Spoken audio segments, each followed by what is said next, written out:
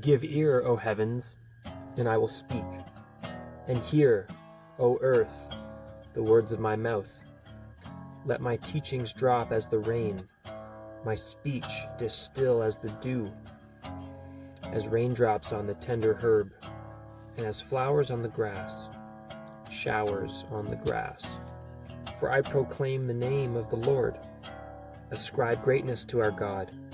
He is the rock. His work is perfect. For all his ways are justice. A God of truth and without injustice. Righteous and upright is he. They have corrupted themselves.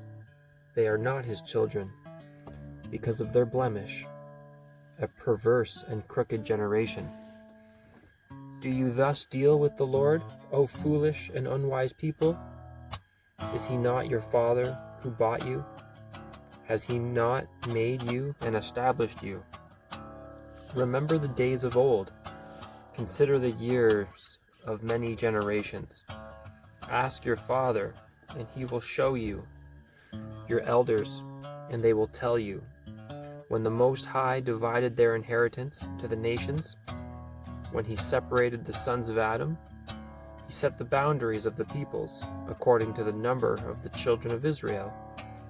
For the Lord's portion is his people. Jacob is the place of his inheritance. He found him in a desert land, and in the wasteland, a howling wilderness. He encircled him. He instructed him. He kept him as the apple of his eye.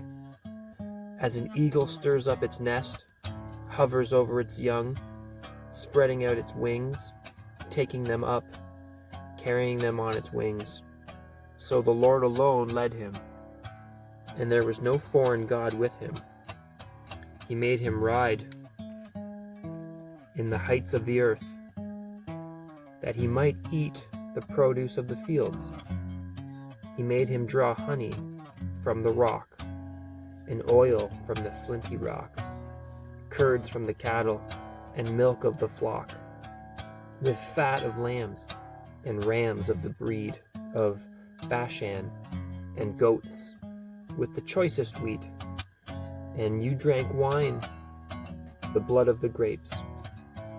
But Jeshurun grew fat and kicked. You grew fat and grew thick. You are obese. Then he forsook God who made him, and scornfully esteemed the rock of his salvation. They provoked him to jealousy with foreign gods. With abominations they provoked him to anger. They sacrificed to demons, not to God. To gods they did not know, to new gods, new arrivals, that your fathers did not fear. Of the rock who begot you, you are unmindful, and have forgotten the God who fathered you. And when the Lord saw it, he spurred them, because of the provocation of his sons and his daughters. And he said, I will hide my face from them. I will see what their end will be, for they are a perverse generation, children in whom is no faith. They have provoked me to jealousy by what is not God. They have moved me to anger by their foolish idols. But I will provoke them to jealousy by those who are not a nation. I will move them to anger by a foolish nation. For a fire is kindled in my anger, and shall burn to the lowest hell. It shall consume the earth with her increase, and set on fire the foundations of the mountains. I will heap disasters on them. I will spend my arrows on them. They shall be wasted with hunger, devoured by pestilence and bitter destruction. I will also send against them the teeth of beasts, with the poison of serpents of the dust. The sword shall destroy outside. There shall be terror within, for the young man and virgin, the nursing child with the man of gray hairs. I would have said, I will dash them in pieces. I will make the memory of them to cease from among men. Had I not feared the wrath of the enemy, lest their adversaries should misunderstand, lest they should say, "Our hand is high, and it is not the Lord who has done all this." For they are a nation void of counsel, nor is there any understanding in them. Oh, that they were wise, that they understood this, that they would consider their latter end. How could one chase 1,000, and two put 10,000 to flight, unless their rock had sold them, and the Lord had surrendered them? For their rock is not like our rock, even our enemies themselves being judges. For their vine is of the vine of Sodom, and of the fields of Gomorrah. Their grapes are grapes of gall, their clusters are bitter. Their wine is the poison of serpents, and the cruel venom of cobras. Is this not laid up in store with me, sealed up among my treasures? Vengeance is mine, and recompense. Their foot shall slip in due time, for the day of their calamity is at hand, and the things to come hasten upon them. For the Lord will judge his people, and have compassion on his servants. When he sees that their power is gone, and there is no one remaining bond or free, he will say, "Where are their gods, the rock in which they sought refuge, who ate the fat of their sacrifices, and drank the wine of their drink offering?" Let them rise and help you, and be your refuge. Now see that I, even I, am he, and there is no God besides me. I kill, and I make alive. I wound, and I heal. Nor is there any who can deliver from my hand.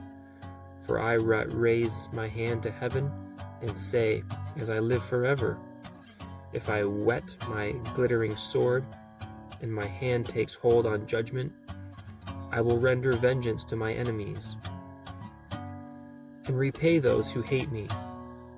I will make my arrows drunk with blood, and my sword shall devour flesh, with the blood of the slain, and the captives, from the heads of the leaders of the enemies.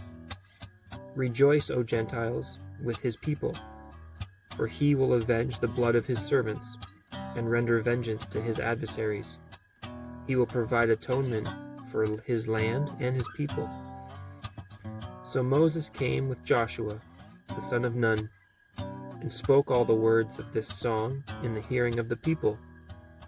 Moses finished speaking all these words to all Israel, and he said to them, "Set your hearts on all the words which I testify among you today, which you shall command your children to be careful to observe, all the words of this law.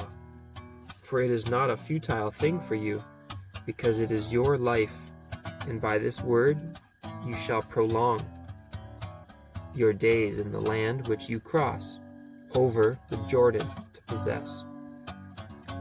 Moses to die on Mount Nebo. Then the Lord spoke to Moses that very same day, saying, "Go up this mountain of the Abarim, Mount Nebo, which is in the land of Moab, across from Jericho. View the land of Canaan, which I give to the children of Israel as a possession, and die on the mountain which you ascend, and be gathered to your people, just as Aaron your brother died on Mount Hor, and was gathered to his people, because you trespassed against me among the children of Israel at the waters of Meribah Kadesh, in the wilderness of Zin, because you did not hallow me in the midst of the children of Israel. Yet you shall see the land before you, though you shall not go there, into the land which I am giving to the children of Israel." Amen.